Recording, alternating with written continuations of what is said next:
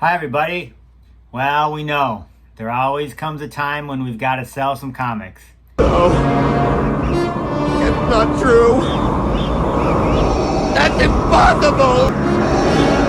No! No!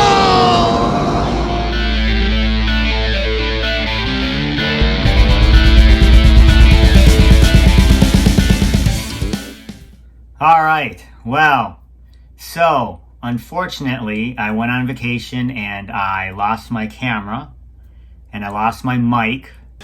Come here. No. I think I'm having attack. Come here. Yeah, Right here. this is bad. So we're going to have to do this one the old-fashioned way, but that's okay. I can do that. I have created this spreadsheet we're going to go through. I'll share it below. You can make a copy of it and use it if you like.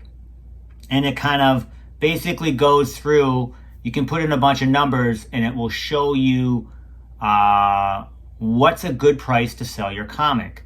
It kind of takes some of the emotion out of it, as we can see from the beginning. Let's get to it. Okay, here's my spreadsheet. We'll just start at the top here in the upper left-hand corner. You can see Sleepyn Comic Worksheet V1.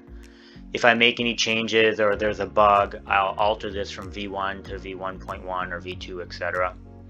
I have provided a link below, and I will alter that link to the most recent version if I ever, fix anything or add anything. So let's just go through each column. I'll explain it, and hopefully this spreadsheet, you can make a copy of it, and it will help you.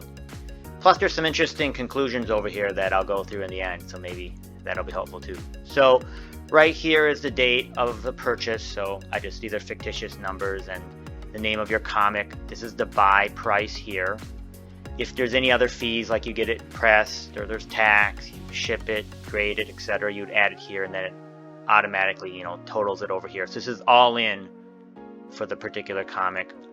And then if you go to sell it, these are the prices that you're going to need to hit to break even. Now, I did add 3% for IG. I recognize with friends and family, maybe, there's no fee. But I always think there's some sort of work that goes into it, so I added 3% here.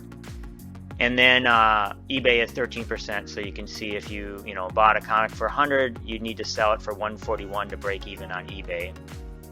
And then this is if you wanted to double your money, which I think you always want to do because you're going to lose money on some comics. So in this example here, if you bought it for 100, you are going to want to sell it for 282, which is very interesting, more than you think.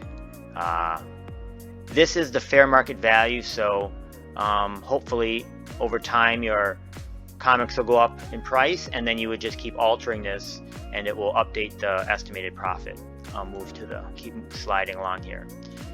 So then it tallies it up and then gives you a percentage. So I just put in the same amount as I purchased it. That's why these are all negative, because of the fees associated.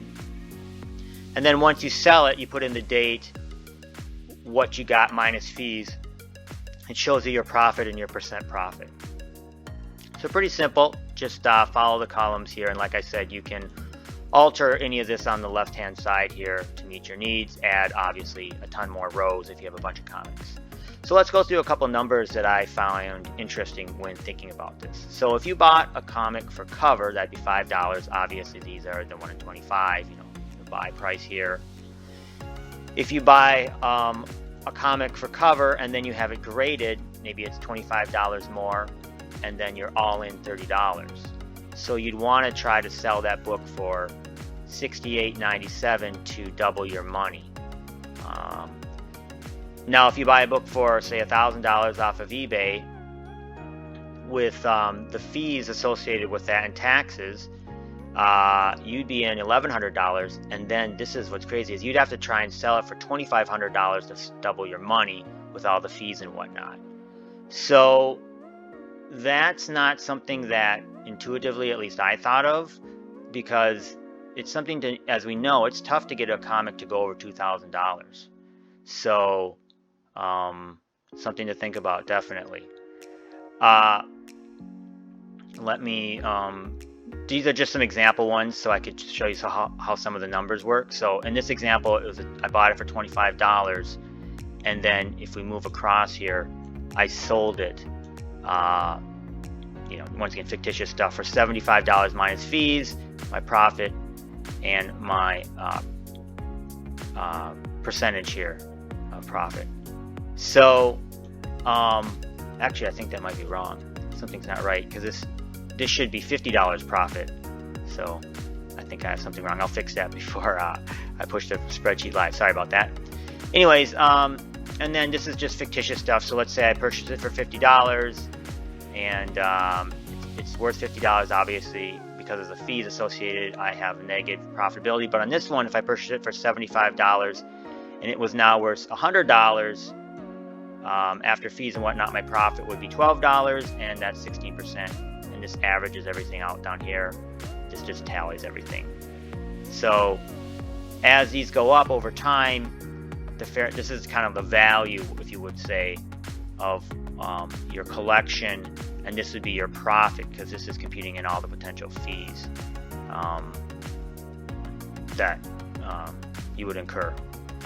So hopefully this spreadsheet is helpful. If nothing else, it's fun.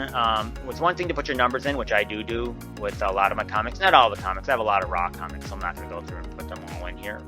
Although I do have some raw comics that are definitely valuable. But it's also just for me to think in my mind, okay, I'm going to go buy this book off of eBay. After it's all said and done, shipped and everything, a graded comic, so the shipping's a little bit more expensive.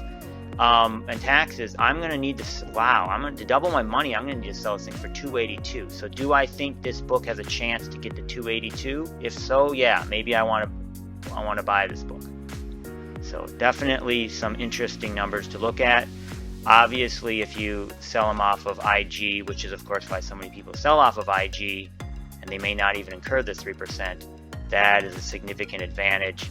Although once you sell off of IG, there is a limit, and use friends and family, there is a limit of what PayPal will allow you to do. And of course, I haven't put in taxes, if you're going to report these gains on your taxes, etc., etc. I suppose I could add that column. Definitely add, or what's not, is another big platform that people are selling on now. I do think they have some fees more that are closer to what eBay is. I'm not sure. I can add that if people are interested. If you find a bug, let me know. But thank you for watching. Hopefully this is helpful. I'll talk to y'all soon.